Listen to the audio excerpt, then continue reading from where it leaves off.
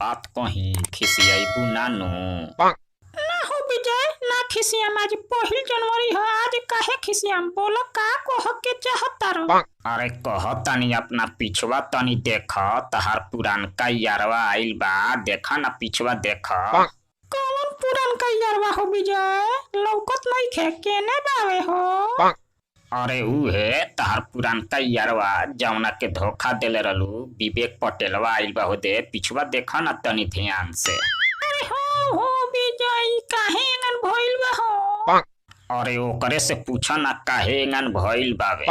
का हो विवेक, कैसन हाल? काहे अपन बनैले बड़ा भीख मांगा नियर? का कोनो प्रॉब्लम भइल बा का?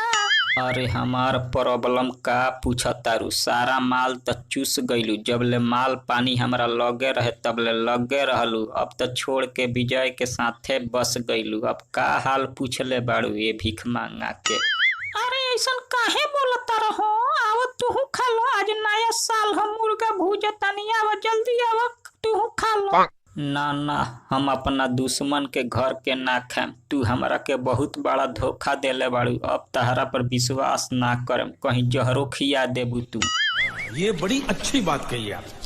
अरे ना हो, ऐसन काहे बोलता रह? जवन भइल तवन भइल, अब तू अपना घर रह, हम अपना घरे बानी। जवन भइल तवन भइल, ओई के भूला जा। तू तो ठीक बा, हम ना खाएम, जा तनी तू आबाद रह, खुश रह, हमार आशीर्वाद बा। अब हम जा तनी दूसरा दुआरी।